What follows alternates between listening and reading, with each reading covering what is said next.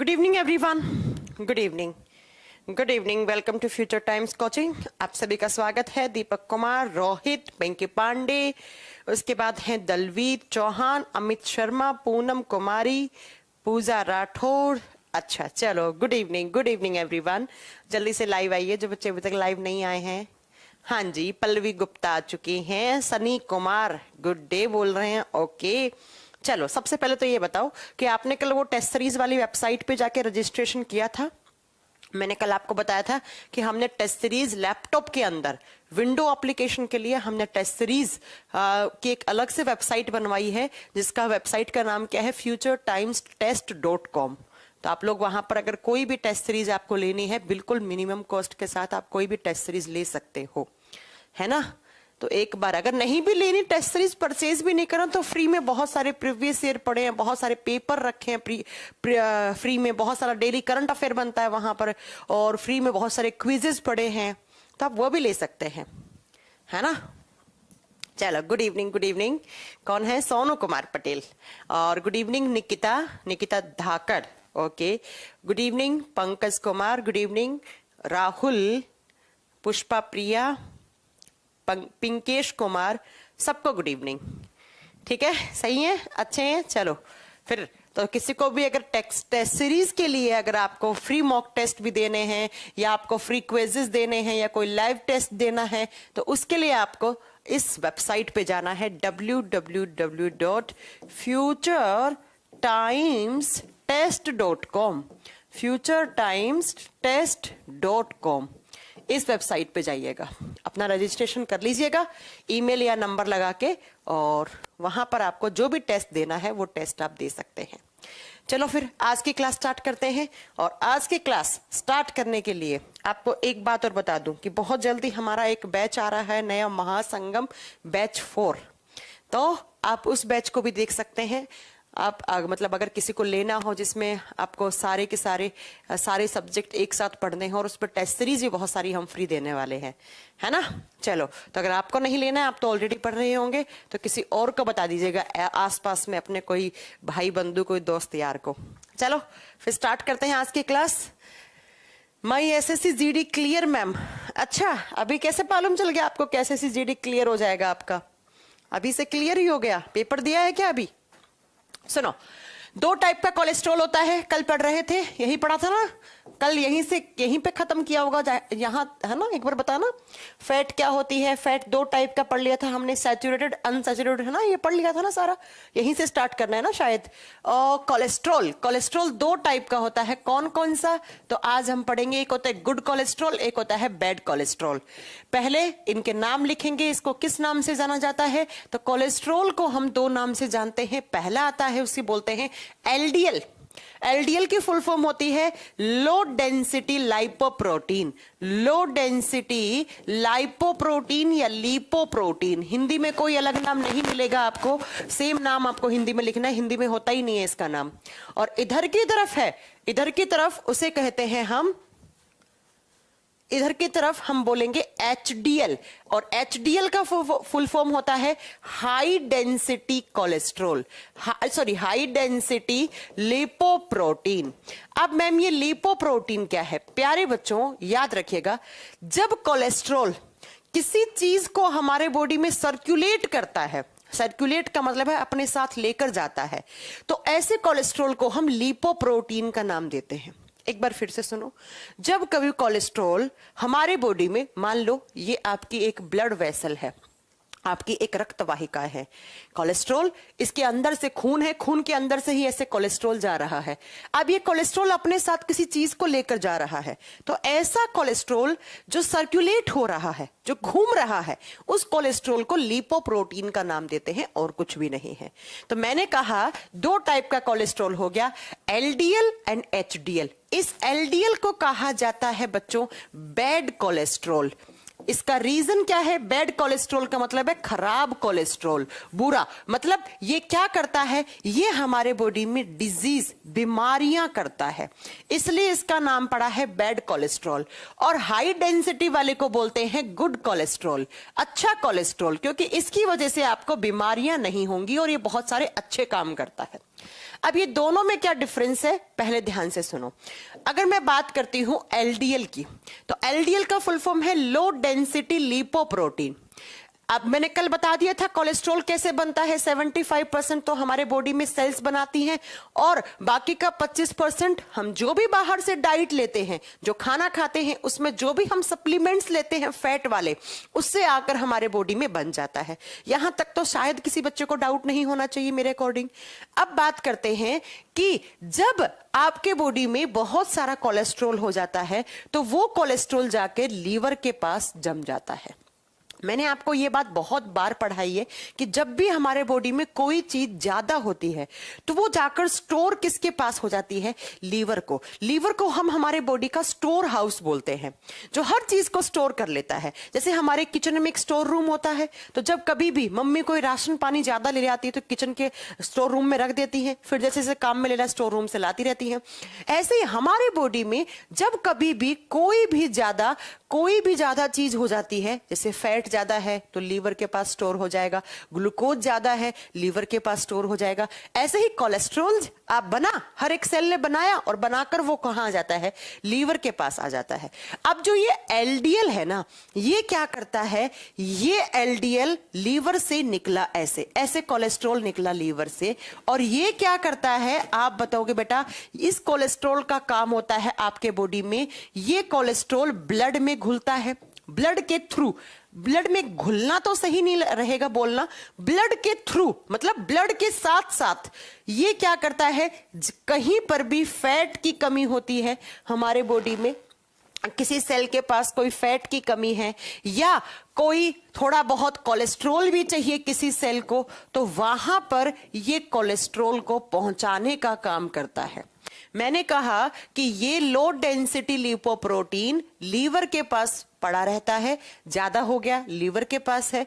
अब जब कभी भी हमारा, मान लो यहां पर कोई एक सेल है या कोई टिश्यू है, कोई कोशिका या कोई उत्तक है, इसे क्या चाहिए, इसे फैट चाहिए या इसे कोलेस्ट्रॉल की डिमांड है, तो ये क्या कहेगा, ये एलडीएल को कहेगा, एलडीएल भाई साहब तुम लीवर के पास जो एक्स्ट्रा अमाउंट में फैट पड़ी है या कोलेस्ट्रॉल है उसको तुम यहां पर लाकर हमारे तक पहुंचा दो ना।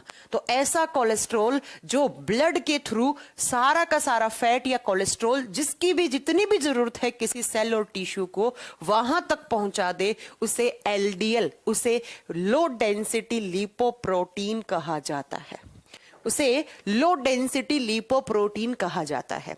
एग्जाम में क्वेश्चन कैसे आएगा मैम, एग्जाम में क्वेश्चन आएगा प्यारे बच्चों कि वो कौन सा कोलेस्ट्रॉल है जो हमारे लीवर के पास पड़ा हुआ फैट या कोलेस्ट्रॉल, या पूछेगा कौन सा लिपोप्रोटीन है, फिर वहां मत सोचना लिपोप्रोटीन क्या होते हैं। लिपोप्रोटीन पूछ रहा है तो इसका मतलब है घूमने वाला कोलेस्ट्रॉल की ही बात कर रहा है। तो कौन से लिपोप्रोटीन है जो कि फैट और कोलेस्ट्रॉल को हमारी लीवर से हर एक सेल और टिश्यू तक पहुंचाता है, तो वो एलडीएल है। वो कौन है, एलडीएल है। अब बात करते हैं एचडीएल की। एचडीएल का फंक्शन क्या होता है, हाई डेंसिटी कोलेस्ट्रॉल का फंक्शन क्या होता है। मैंने आपको एक बार पढ़ाया था कि हमारे लीवर से एक जूस बनता है, कौन सा जूस बनता है, लीवर से बनता है बाइल जूस, बताया था ना मैंने ये बात, बाइल जूस पित्त रस बनता है। या हमारे लीवर के पास क्या होती है, बहुत सारी फैट वगैरह स्टोर होती हैं, या हमारे किसी और मतलब कोई और ऑर्गन है जिसको बाइल जूस चाहिए, या साथ में थोड़ा बहुत कोलेस्ट्रॉल वगैरह भी चाहिए। तो अगर कभी किसी सेल और टिश्यू को, सेल या टिश्यू को क्या चाहिए, बाइल जूस चाहिए या कोलेस्ट्रॉल चाहिए, या लीवर के पास पड़ी हुई कोई एक्स्ट्रा मात्रा में विटामिन वगैरह है, इनकी कमी हो गई किसी सेल या टिश्यू के पास, तो एचडीएल भाई साहब क्या करेंगे, लीवर से बाइल जूस और कोलेस्ट्रॉल और विटामिन का उठाएंगे और उठा के कहां पर लेकर जाएंगे, सेल और टिश्यू तक पहुंचा देंगे। मैंने कहा दो टाइप का कोलेस्ट्रॉल, इसे बोलते हैं एलडीएल, इसे बोलते हैं एचडीएल। इनका मेन फंक्शन अगर बात करें तो इस एलडीएल का काम होता है फैट और कोलेस्ट्रॉल को सेल्स और टिश्यू तक पहुंचाना। एचडीएल का काम होता है लीवर से बाइल जूस, विटामिन या कोलेस्ट्रॉल को उठा के सेल्स या टिश्यू तक पहुंचाना। और इसे बैड कोलेस्ट्रॉल क्यों कहते हैं? अब सुनो, बिकॉज ये वाला जो कोलेस्ट्रॉल है ये फ्रीजिंग कोलेस्ट्रॉल भी कहलाता है। फ्रीजिंग का मतलब क्या होता है? जमाव हो जाना। ये कोलेस्ट्रॉल कभी कभी बहुत ज्यादा गाढ़ा होके, मैंने कहा ना किसके थ्रू जा रहा है? ब्लड। और ब्लड किस में घूमता है? ऐसे ब्लड वेसल्स में घूमता है, हमारी नसों में, आर्टरीज में। और ये जो कोलेस्ट्रॉल है ये कोलेस्ट्रॉल फ्रीजिंग कोलेस्ट्रॉल कहलाता है, मतलब जमने वाला कोलेस्ट्रॉल। इसका जमाव हो जाता है, ये जो बहुत ज्यादा गाढ़ा हो जाता है, तो ये एक आर्टरी है। मान लो ये एक आपकी आर्टरी है, आपकी धमनी है, और इस धमनी में यहां से जा रहा है खून। ध्यान से समझना इस कॉन्सेप्ट को। यहां से खून जा रहा है, लेकिन यहां से आ रहा था इस तरीके से कोलेस्ट्रॉल, और ये कोलेस्ट्रॉल यहां पर ऐसे जमने लग जाता है इस आर्टरी की दीवारों पर, इस तरीके से ऐसे कोलेस्ट्रॉल जमने लग जाता है। इसीलिए इसे फ्रीजिंग कोलेस्ट्रॉल कहा जाता है। और जब किसी आर्टरी में ये कोलेस्ट्रॉल जम गया, पीला पीला ऐसे, दिखाऊं मैं आपको कैसे जमता है, इसे प्लांक का नाम भी देते हैं। एक इमेज है, ये देखो, यहां पर दिया हुआ है कि ये एक नॉर्मल आर्टरी है, एक हेल्दी इंसान की आर्टरी है, और ये एक आर्टरी है जिसके अंदर ये देखो प्लाक जमा हुआ है। प्लाक का मतलब होता है ये पीला पीला पड़ के कोलेस्ट्रॉल जमा हुआ है। इस तरीके से कोलेस्ट्रॉल जम गया। तो अब मुझे बताओ कि इस पूरे के पूरे इस हिस्से में जब कोलेस्ट्रॉल जम जाएगा, अब इस आर्टरी से ब्लड जाएगा नहीं। अब जब ब्लड नहीं जाएगा तो क्या हमारे बॉडी में हार्ट वगैरह तक या किसी और ऑर्गन तक ऑक्सीजन पहुंच पाएगी? नहीं पहुंच पाएगी। तो सबसे पहले हमारे हार्ट के पास ऑक्सीजन की कमी होगी, और ऐसी कंडीशन में एक बीमारी होती है एंजाइना। एंजाइना का मतलब होता है जब आपके हार्ट के पास प्रॉपर तरीके से ऑक्सीजन नहीं पहुंचेगा तो आपके हार्ट में दर्द होने लग जाएगा। हार्ट की सेल्स ऑक्सीजन की डिमांड करेंगी और बहुत दर्द होगा आपके हार्ट से।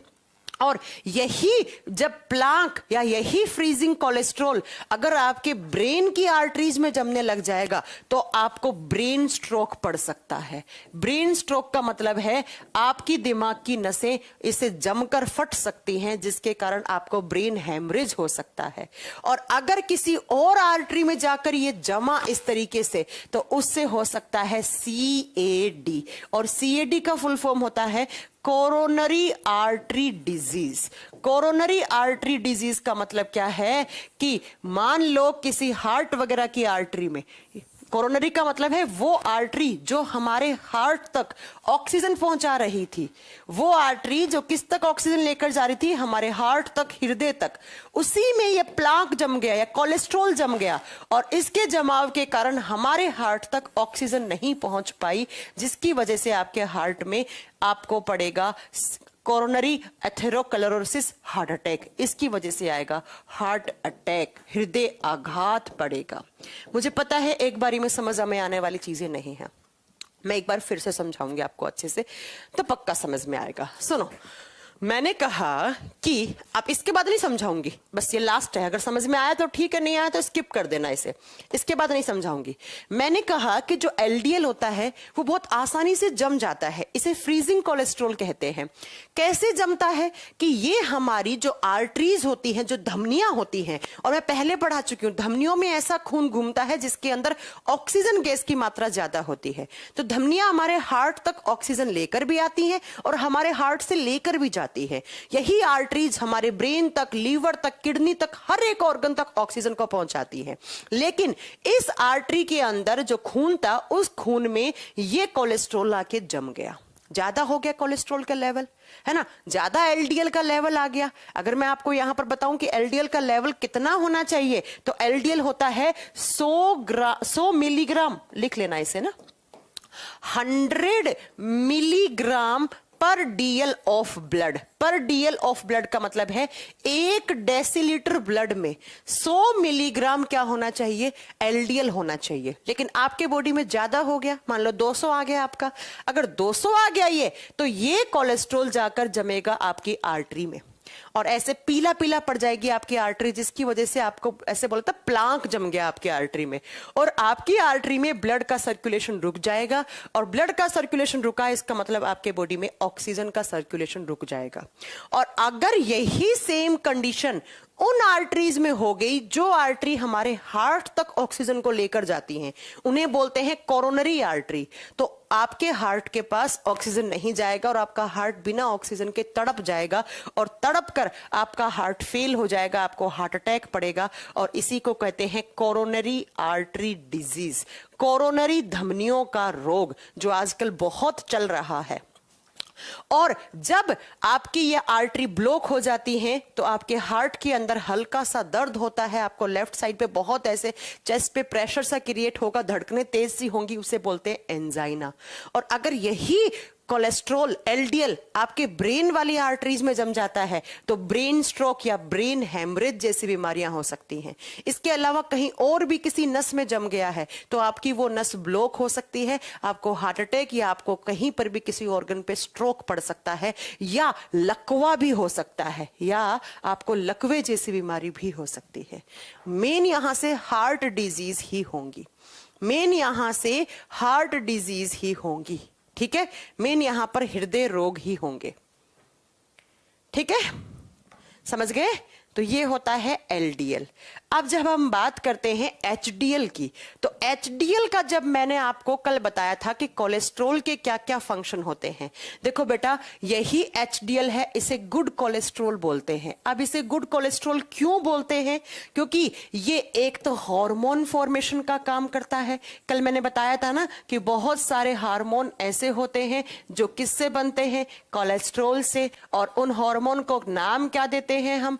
स्टेरॉइड हार्मोन देते हैं। बताओ, बताया था या नहीं? और यही कोलेस्ट्रॉल विटामिन डी के निर्माण में सहायक होता है।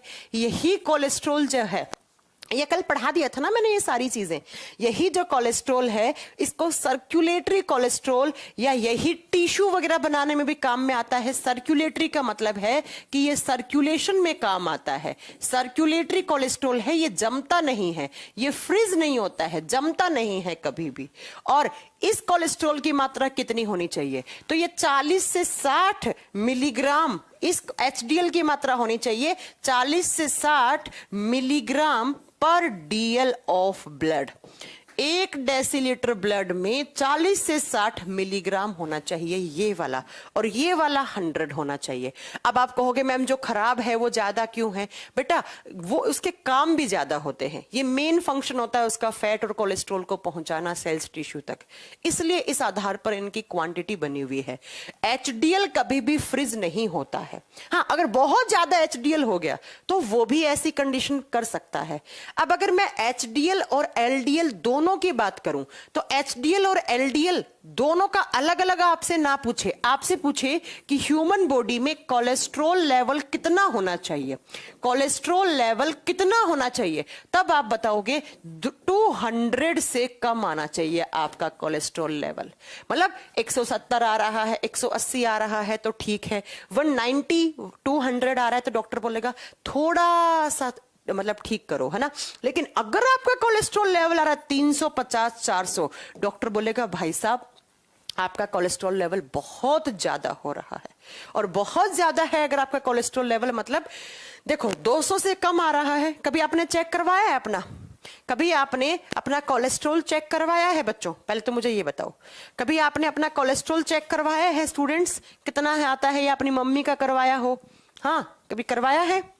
नहीं करवाया, ठीक है, अच्छा कभी नहीं करवाया, ठीक है, लेकिन करवाते रहना चाहिए, करवाते रहना चाहिए, क्योंकि आजकल आप देख रहे हैं बहुत सारी हार्ट डिजीज हो रही है, छोटे छोटे बच्चों को हार्ट अटैक आ रहा है, छोटे छोटे बच्चे मर रहे हैं, और उसमें मेन रीजन एक कोलेस्ट्रॉल बढ़ना भी है। और मैंने आपको एक क्लास में बताया भी थी ये चीज कि बच्चों जो रिफाइंड तेल आता है उसे खाना बंद कर दो।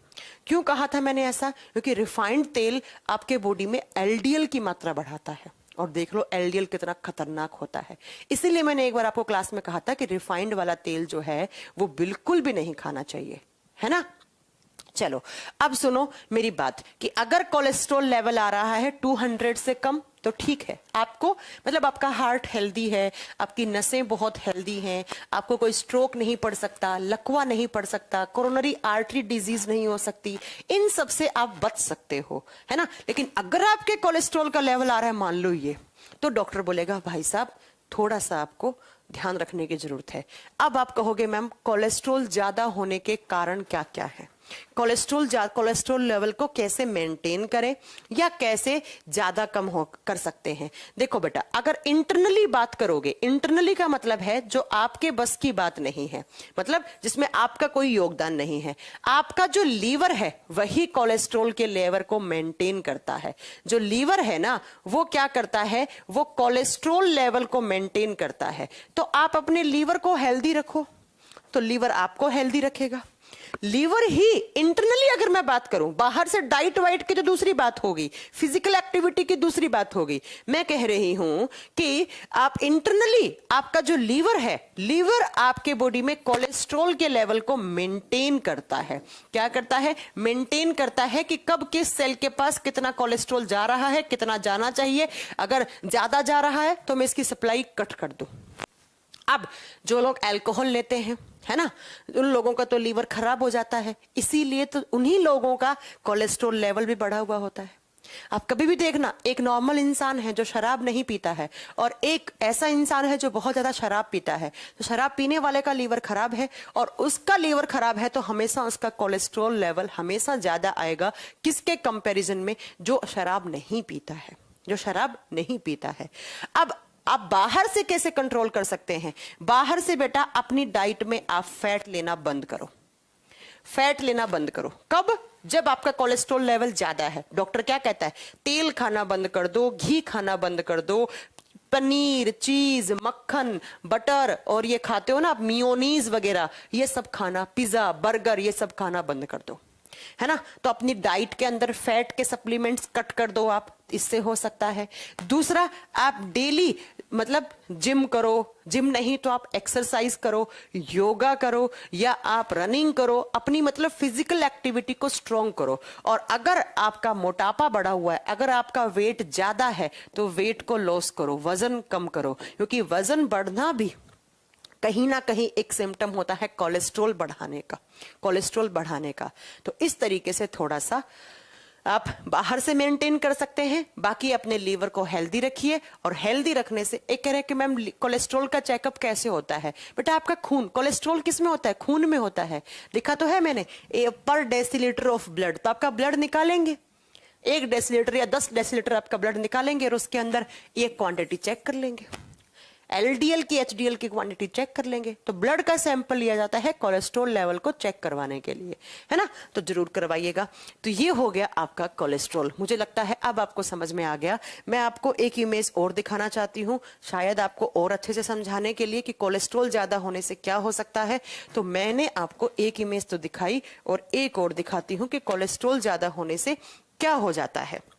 कोलेस्ट्रॉल मतलब ज्यादा है, इसका मतलब आपको कहीं ना कहीं आपके हार्ट में ही डिजीजेस ज्यादा होती हैं, आपके हृदय के अंदर बहुत सारे रोग ज्यादा बढ़ने के चांसेस बढ़ जाते हैं। ये देखो, ये एक इमेज है। क्या हो रहा है? अच्छे से खुल जा।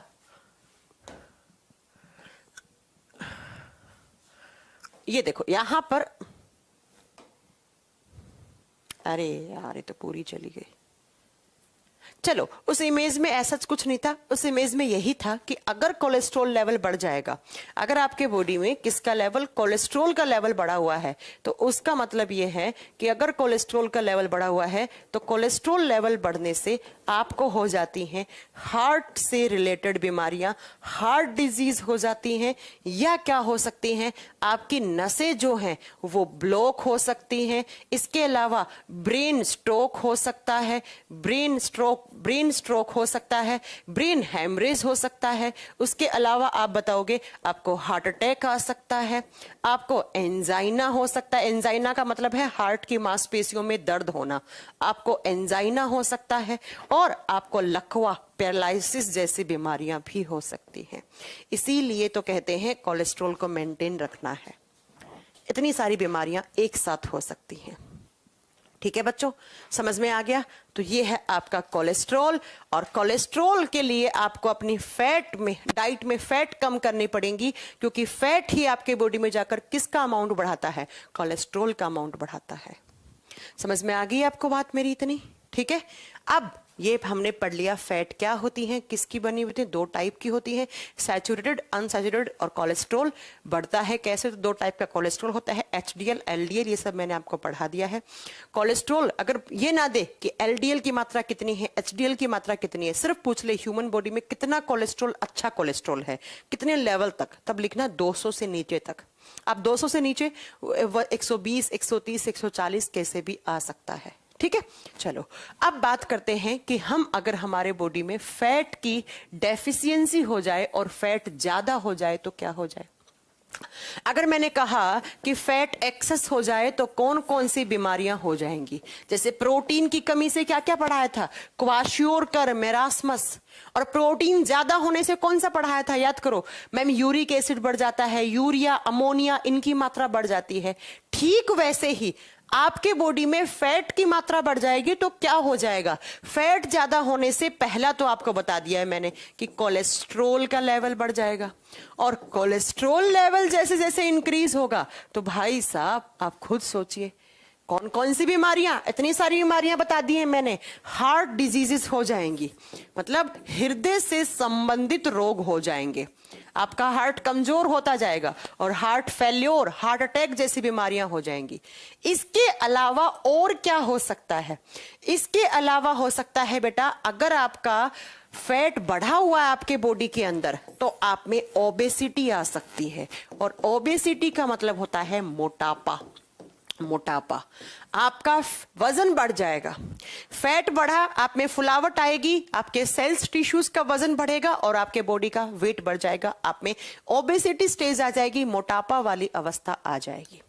अब बात यह आती है कि मैम हम ओबेसिटी स्टेज में हैं या नहीं, हमें कैसे मालूम चलेगा, मैं तो बिल्कुल एकदम फिट एंड फाइन हूं, मैं कैसे मान लूं कि मैं मोटा हूं। तो बेटा इसके लिए हम चेक करवाते हैं अपना BMI। जब कभी आप जिम गए होंगे या योगा या जुम्बो वगैरह एक्सरसाइज करने गए होंगे तो आपका पक्का जिम वाले ट्रेनर ने या डॉक्टर भी कभी कभी आपको आपका क्या चेक करता है, BMI चेक करता है। और BMI क्या होता है, BMI का फुल फॉर्म होता है body mass index, body mass index. और ये कैसे चेक होता है, इसको चेक करने के लिए एक फॉर्मूला होता है। BMI को चेक करने के लिए ऊपर लिखा जाता है आपका वजन, ऊपर क्या लिखा जाता है, आपके शरीर का वजन, वेट लिखा जाता है वजन, और नीचे लिखी जाती है आपकी हाइट। हाइट का मतलब है आपकी लंबाई। अब वजन तो किस में लिया जाता है, किलोग्राम में, और हाइट को मीटर में लेकर और उसका स्क्वायर किया जाता है, मीटर में लेकर उसका स्क्वायर किया जाता है, और इस फॉर्मूले से आप अपना BMI निकाल सकते हैं। आप अपना BMI नोट्स में किलोग्राम अपॉन मीटर लिखा हुआ है, वो स्क्वायर लिखना भूल गया है बच्चा, उसको स्क्वायर कर देना, ठीक है। अपना वजन लेंगे किलोग्राम में, अपनी हाइट लेंगे मीटर में, और मीटर में लेकर उसका स्क्वायर कर देना, ठीक है। स्क्वायर तो करना आता होगा ना, आप ये मत कहना इतना मैथ्स तो आता ही होगा। और जैसे ही यहां पर आपने कैलकुलेशन लगाई, आपका BMI आया, आप सुनिएगा ध्यान से, अगर आपका BMI आया अंडर देन 18, मतलब 18 से कम, तो भाई साहब आप हैं कुपोषण के शिकार, मतलब आप थोड़ा सा अंडरवेट है, जितना आपका हाइट के हिसाब से आपके शरीर का वजन होना चाहिए वो वजन नहीं है, आपका वजन कम है। कम का मतलब आपको थोड़ा सा गेन करने की जरूरत है।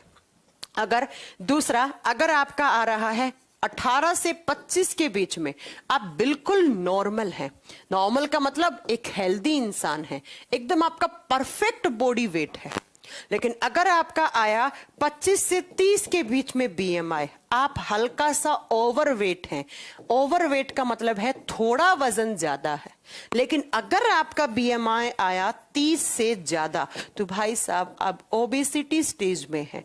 ओबेसिटी का मतलब है आप मोटापे वाली अवस्था में जा चुके हैं, और ओबेसिटी जब बढ़ता है तो ऑटोमेटिक कोलेस्ट्रॉल लेवल बढ़ता है, और बहुत सारी बीमारियां, हार्ट वाली, angina, brain stroke, brain haemorrhage, एक मोटे इंसान को जितनी बीमारियां होती हैं उसके कंपैरिजन में एक हेल्दी इंसान या जिसका वजन कम होता है उसे बहुत कम होती हैं। कभी भी आप देख लीजिएगा इस चीज को। तो आप अपना अपना BMI निकाल लोगे, निकाल के दिखाओ अपना अपना BMI, ठीक है। मैं थोड़ी सी इसमें चल रही हूं आजकल ओवरवेट वाली में। अपना अपना बीएमआई निकाल के दिखाओ। अगर आपका बीएमआई आ रहा है 18 से कम, तब तो आपको बेटा थोड़ा सा वजन गेन करना है, क्योंकि आपके अंदर न्यूट्रिएंट्स की कमी है, आपकी सेल्स टिश्यूज के पास प्रॉपर एनर्जी वगैरह नहीं बन पा रही है। लेकिन अगर 18 से 25 आया, आप नॉर्मल है, एक हेल्दी इंसान है, और भगवान करे आपका बीएमआई इसी में ही आए। अगर 25 से 30 आ रहा है, आप ओवरवेट हैं, आपका थोड़ा वजन ज्यादा है। और अगर आपका 30 से ज्यादा आ रहा है तो आप ओबेसिटी स्टेज में है, मतलब आपको वैसे ही बहुत सारी बीमारियों का इंडिकेशन मिल चुका है, संकेत मिल चुका है। एक कह रहे मैम 18 से 25 के बीच में है मेरा। अमित बेटा आप थोड़ा सा फिर अपना अच्छे से डाइट खाएं, डाइट में फैट लें थोड़ी, ठीक है, आप बढ़िया हैं, मतलब आपका थोड़ा सा वजन कम है आपके हाइट के हिसाब से। तो इसको बीएमआई को निकाल लीजिएगा। और ये हो गया आपके बॉडी में फैट या फैटी एसिड की मात्रा ज्यादा होने से। अब अगर आप कहो कि हमारे बॉडी में फैट या फैटी एसिड की मात्रा कम हो गई, अब देखो कम का मतलब है बहुत ही ज्यादा कम हो गई, थोड़ी बहुत नहीं, बहुत ज्यादा कम हो गई, लेस हो गई, बहुत ही कम हो गई है। तब क्या होगा, आपकी वर्किंग कैपेसिटी डिक्रीज हो जाएगी, या long day working capacity decrease हो जाएगी, कार्य करने की क्षमता में कमी आ जाएगी। क्यों आ जाएगी? क्योंकि फैट से हमें एनर्जी मिलती है, और जब कभी भी आपको लंबे समय के लिए काम करना है, जैसे जो मजदूर भाई लोग होते हैं, अपने सर पे बहुत सारी ईंटें ढोके और काम करते हैं, जो लोग खेत में काम करते हैं, तो क्या कहते हैं, इसे घी के लड्डू खिलाओ, है ना, ताकि इसमें एनर्जी आए। क्योंकि घी में एनर्जी भले ही बहुत है, लेकिन वो एनर्जी तब मिलेगी जब आप उस घी को बर्न करोगे, उसका मेटाबॉलिज्म करोगे, तब आपको मिलेगी। ठीक है, तो ये बात याद रखिएगा। अच्छा, एक कह रहे जितेंद्र का मानना है मेरा 25 से 30 में आ रहा है। 25 से 30 है मतलब ओवरवेट है, थोड़ा सा वजन कम करिए अपना। तो अगर कम हो गई आपके बॉडी में फैट की मात्रा, तो आपकी लंबे समय तक कार्य करने की क्षमता में कमी आ जाएगी, कार्य करने की क्षमता में कमी आ जाएगी। कहने का मतलब है कि क्षमता में कमी आ जाएगी, मतलब आप बहुत जल्दी थक जाओगे, आप काम नहीं कर पाओगे, आप मजदूरी नहीं कर पाओगे, आप खेत में काम नहीं कर पाओगे। अगर आपका वैसा काम है तो आपको चक्कर आ जाएंगे, कमजोरी आ जाएगी। और दूसरा, आपके बॉडी में ड्राइनेस भी आ जाती है, ड्राइनेस इन योर बॉडी। कहने का मतलब है कि हमारे बॉडी में सूखापन आ जाता है, हमारी स्किन वगैरह में ड्राइनेस आ जाती है, सूख जाती है स्किन वगैरह। ये आप याद रखिएगा। हाँ, हाइट बेटा, हाइट पहले मीटर में लिखनी है, सेंटीमीटर में नहीं और इंच में नहीं, मीटर में। अब आपके पास वो होगा ना कैलकुलेटर, उससे काउंट कर लो आप, ठीक है, उससे कन्वर्ट कर लो आपकी हाइट को मीटर में, और बाद में उसका स्क्वायर करना है और फिर अपने वजन के नीचे लिखना है, तब निकलेगा। तो इस तरीके से फैट ज्यादा लेने से ये हो सकता है, कोलेस्ट्रॉल बढ़ सकता है, ओबेसिटी स्टेज आ सकती है, बीएमआई बढ़ सकता है, हार्ट में बहुत सारी बीमारियां हो सकती हैं, आपकी नसें ब्लॉक हो सकती हैं, ब्रेन हैमरेज, ब्रेन स्ट्रोक जैसी बीमारियां हो सकती हैं। इसलिए अपनी डाइट में फैट को थोड़ा सा अवॉइड करा करें। और मैंने कह दिया है, आजकल जो ज्यादा बीमारियां हो रही हैं हार्ट वाली, उसका मेन रीजन है रिफाइंड तेल। क्योंकि जो रिफाइंड है ना, वो आपके बॉडी में आकर एलडीएल की मात्रा को बढ़ाता है। इसलिए प्लीज करके रिफाइंड खाना बंद करिए, और आप अगर सब्जियां वब्जियां खाना चाहते हैं तेल में, तो सरसों के तेल में खाइए, वो रिफाइंड से बहुत ही अच्छा है। ठीक है मैम, मेरा 18 से कम है, 18 से कम है इसका मतलब आपको वेट थोड़ा सा गेन करना है। ठीक है, आपको वेट गेन करना है। तो ये हो गया आपका यहाँ पर फैट वाला चैप्टर फिनिश, जो एग्जाम में क्वेश्चन आते हैं। आपका कार्बोहाइड्रेट कंप्लीट हो चुका है, प्रोटीन कंप्लीट हो चुका है, और फैट बोले तो वसा भी खत्म हो चुका है। अब आपका सिर्फ बचा विटामिन, विटामिन वाला chapter and minerals, vitamin and mineral. अब मिनरल्स तो एक क्लास में एक साथ पढ़ा दिया जाएगा, मिनरल से ज्यादा कोई क्वेश्चन नहीं बनता है। इनफैक्ट उसका तो मैं एक वीडियो भी रिकॉर्ड कर दूंगी, कोई बात नहीं है, वही आप पढ़ लेंगे तो ही आपके लिए मोर देन सफिशिएंट है। ठीक है, लेकिन विटामिन के लिए हमारी 2 क्लास लगेंगी। आज मैं ये क्लास यहीं पे छोड़ूंगी, बस इतनी ही क्लास होगी आपकी, क्योंकि विटामिन हम एक फ्रेश क्लास में स्टार्ट करेंगे। अब बेटा, कल मैंने सोचा है आपका एक मैराथन क्लास देने का विटामिन। उसका रीजन ये है कि जो पतला होगा उसका कोलेस्ट्रॉल कम होगा। बेटा देखो, पतला होगा उसका कोलेस्ट्रॉल कम होगा, मैं ये नहीं कह सकती हूं। जो पतला होगा उसको जो हार्ट वाले, दिल के दौरे वगैरह पड़ते हैं, वो मोटे लोग के कंपैरिजन में कम पड़ेंगे। कहने का मतलब ये, अगर आपका बीएमआई सही है तो आप याद रखेंगे। ठीक है। अब बेटा मैं कल एक मैराथन क्लास लेने वाली हूं विटामिन की। ठीक है। 99% तो चांसेस हैं 2.5 से 3 घंटे की ये क्लास मेरी होने के। सिर्फ 1% चांसेस है कि क्लास ना भी हो, बस 1% चांस है। उसका रीजन ये है कि मेरा ब्रदर ने अभी यहाँ पे नोएडा में कॉलेज में एडमिशन लिया ना, तो उसका जो हॉस्टल है वो ओपन हो गया है। तो मे बी अगर वो हॉस्टल ओपन रहा तो कल मुझे वहां जाना पड़ेगा। अगर कल मैं वहां गई तो कोई बात नहीं, परसों ले लूंगी ये मैराथन। मैराथन मतलब आपके बैच में सिर्फ लंबी क्लास लेकर। मैं सोच रही हूँ विटामिन की अलग अलग क्लास पढ़ाने से अच्छा एक क्लास में खत्म कर दे, है ना। लेकिन 99% चांसेस है मेरे क्लास लेने के। 1% में मैं सोच में भी ये हो सकता है कि मैं ये सोचूं मंडे की मेरी छुट्टी ना हो, इसलिए मैं संडे को ही भाई को शिफ्ट विफ्ट करके आ जाऊं हॉस्टल में। ये मेरा होगा। अगर हुई तो आपके उसमें लग जाएगी, आप देख लीजिएगा।